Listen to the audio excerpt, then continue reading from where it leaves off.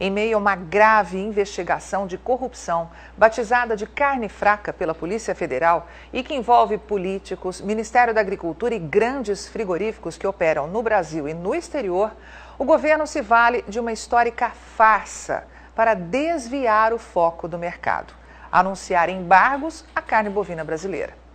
No dia 20, nesta segunda-feira, portanto, o analista-chefe da equipe de pecuária de corte da Rural Business, Júlio Brissac, participou de uma entrevista em rede nacional para o Canal do Boi e alertou pela primeira vez aos não assinantes da Rural Business que os embargos propagados ao Brasil de países consumidores de carne bovina é uma farsa histórica da era Pratini de Moraes, que ocupou a pasta de ministro de Agricultura e Pecuária e depois assumiu a presidência da ABIEC, Associação Brasileira da Indústria Exportadora de Carne Bovina, uma entidade que defende os interesses de mercado das indústrias exportadoras do Brasil. E depois veio a ser conselheiro da JBS, cargo que herdou por serviços prestados às empresas dos irmãos Batista.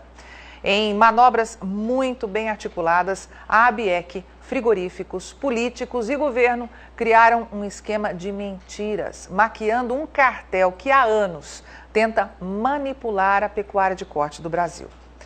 No decorrer de todo esse período, dezenas de embargos à carne bovina brasileira foram anunciados, numa tentativa clara de jogar para baixo os preços da arroba do boi no Brasil e favorecer grandes frigoríficos envolvidos no esquema.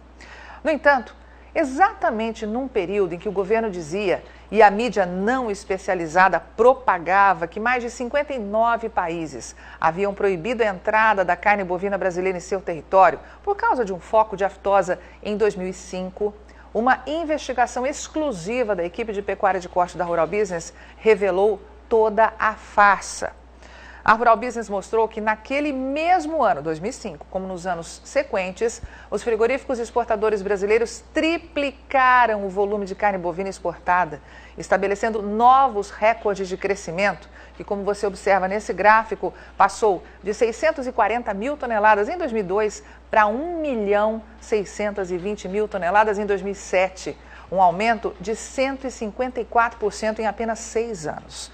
E levou junto o faturamento, que passou de 3,3 bilhões de reais em 2002 para 8,6 bilhões de reais em 2007, um crescimento de quase 158% no mesmo período. Agora, o governo e o Ministério da Agricultura estão tentando mais uma vez pegar carona na Operação Carne Fraca, usando a velha tática dos anos Pratini de Moraes para desviar o foco do maior escândalo de corrupção que o Brasil já viu, superior, inclusive, na opinião de alguns, ao da construtora Odebrecht, e que por anos foi patrocinado por empresas e políticos corruptos no setor de carnes do Brasil.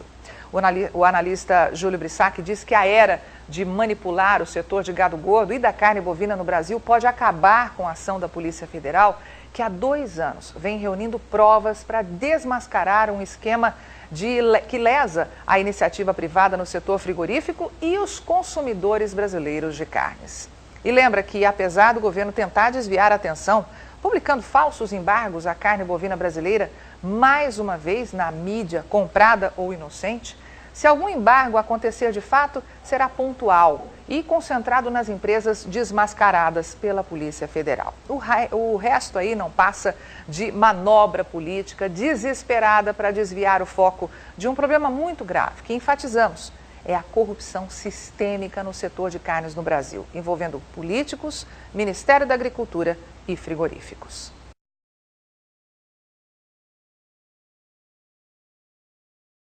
Realmente, vamos ficar em cima, eu acho que, puxa, quer dizer, todo mundo sabe que Pitiani é bandido, todo mundo sabe o que ele fez na Assembleia, o esquema criado pela família Pitiani, como eles lavam dinheiro, tudo isso é sabido. O Leonardo Pitiani, que foi líder do PMDB na Câmara, hoje ministro do Esporte. Fazendas, gado. Fazendas, né? E isso, como é que eles lavavam todo o dinheiro, tudo é sabido. O terrível é o seguinte, enquanto isso é mostrar como que a corrupção é um sistema. Portanto, não é só o Sérgio Cabral, claro que tem que prender o Sérgio Cabral, Cabal, Adriano Anselmo, mas para ter um esquema de assalto ao Estado nas maiores proporções, desde o Estácio de Sá, desde o século XVI, isso nunca ocorreu, né? Quer dizer, tem de pegar todo mundo, e o Tribunal de Contas, né? Os conselheiros agora vão se reunir, é legal, o tribunal preso, né, vai se reunir na prisão, né? Porque aquele bando de sem vergonhas, todos ali são ladrões, ali não se salva um, viu? Acho que só se salva aquela senhora que não foi presa. Mariana. Isso, Mariana. só aquela senhora. O Agora, resto... professor Vila, a gente vai ter a certeza que na cadeia junto eles vão trabalhar e não vão faltar as sessões. Isso é o lado positivo.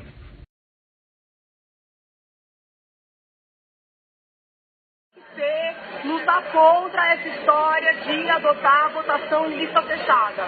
Vocês podem reparar que a coisa começou fraquinha lá atrás e de repente todos os partidos começam a falar a favor dessa lista. Uns falam lista fechada pura e simplesmente, outros numa sistemática mista. Não importa, nós não queremos lista fechada. Por quê? Porque os caciques vão eleger, vão pegar os seus amigos, os seus vassalos, vão colocar os nomes na lista na ordem que eles querem, e aí você vai dar o voto para alguém em quem você confia, que você conhece, mas que está com o nominho lá embaixo na lista, e o seu voto não vai para o seu candidato, o seu voto vai lá para o início da lista. E eles estão dizendo o seguinte: poxa, mas do jeito que está não está bom, então a gente tem que mudar. Desculpa, a gente não tem que mudar diminuindo a proximidade do eleitor com o seu representante. A gente tem que mudar aproximando isso. E tem que tomar muito cuidado com uma proposta do senador Serra, que ele já está trazendo essa proposta, de fazer com que a legislação toda eleitoral não precise mais de PEC para ser modificada. Essas notícias ficaram muito ali no cantinho das páginas de jornal, sabe? Quando eles perceberam que a gente estava contra a lista fechada, o senador saiu com essa história. Não, a gente vai fazer uma única alteração constitucional para que a legislação eleitoral não necessite mais de PEC, ela possa ser mudada por lei ordinária. Isso é um golpe, isso sim é um golpe, entendeu? Porque aí eles alteram a forma de modificar a legislação e numa madrugada instituem tudo que eles querem, inclusive lista fechada. E eu não estou falando só contra o senador que deu a ideia, porque todos os partidos estão alinhados em torno disso. Porque isso é uma maneira de perpetuação no poder. O que é pior, eles estão sugerindo que nessa lista a ordem de preferência seja estabelecida para aqueles que já são parlamentares. Ou seja, as pessoas que são, por exemplo, nos movimentos que eventualmente queiram se candidatar a deputados ou deputadas federais, não terão vez, a não ser que sejam vassalos, a não ser que puxem o saco de todo mundo, né? Ninguém pode esperar resultado diferente quando faz tudo igual. O Brasil acabou de se livrar a muito custo de um governo que diariamente atacava o bolso do brasileiro das mais variadas e sujas maneiras. A Operação Lava Jato, que faz bem para o Brasil e faz mal para a bandidagem, joga luz e transparência na maior delas, que é a mistura entre partido e governo, que infestou de corruptos e incompetentes o governo federal, enquanto empurravam mentiras e se serviam da população brasileira. O PT montou o seguinte triângulo: corrupção, incompetência e mentiras. O capítulo mais triste da história política brasileira dos últimos 40 anos. E não resta nenhuma dúvida de que Lula é um psicopata, um falastrão, que produziu uma tragédia de 13 milhões de desempregados, inflação, queda do PIB, queda no IDH. Estamos livres do lulopetismo, mas ainda vai levar muito tempo para cicatrizar e desintoxicar o Brasil. E o Brasil precisa fazer isso da forma mais rápida possível. Com todos ajudando, para que não continue se recorrendo, senhor Michel Temer, às práticas perdulárias do governo petista que acabou de ser afastado do poder. E lembrar aos governantes de ontem e aos governantes de hoje que ninguém tem o direito de se servir das pessoas. Aqui há hoje uma série de questões que preocupam muito em relação ao governo Temer. Primeiro, a reforma da Previdência, que ninguém pode dizer que é contra, porque nós precisamos fazer ajustes. O problema é que a proposta apresentada pelo governo é mais do mesmo. Falta transparência nos números, falta a separação entre o que é previdência social e o que é assistência social, porque quando a gente vai lá ver, o regime geral da previdência ele é equilibrado. Superávit consecutivo de 2009 a 2015. Teve déficits, é verdade, de 2001 a 2008, mas o sistema funciona e é equilibrado. Ele desequilibra porque há a mistura indevida entre o que é previdência e o que é assistência social. E o que faz o senhor Temer e o seu governo? Terrorismo puro, que era uma prática recorrente dos governos petistas. E esta tática, governo Temer, precisa ser abandonada.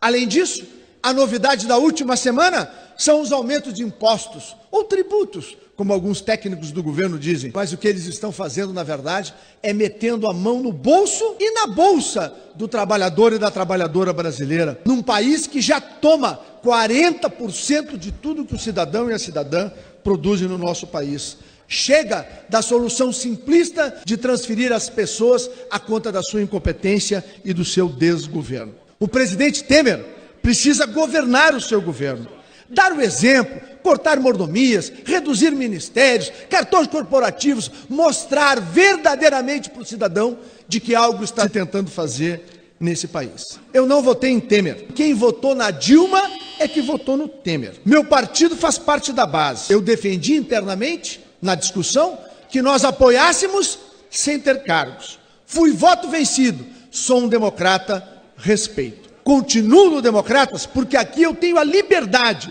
de me expressar. E para mim, liberdade é um valor valiosíssimo. Passei os últimos 14 anos nesta casa combatendo os governos petistas e seus associados que levaram o país a essa crise profunda. Me sinto à vontade para cobrar uma atitude diferente do governo Temer. Cobrar transparência, cada coisa no seu lugar, que a conta não recaia no colo dos mais pobres. Não façam como os governos petistas fizeram. Não brinquem com a vida dos brasileiros. O Brasil precisa de um governo que lhe restitua a esperança, mas, acima de tudo, respeitando os brasileiros e as brasileiras. Veja também os outros vídeos do canal e deixe seu comentário. SeuTube. Notícias, humor, diversão, informação. Inscreva-se no canal e deixe seu like se gostou.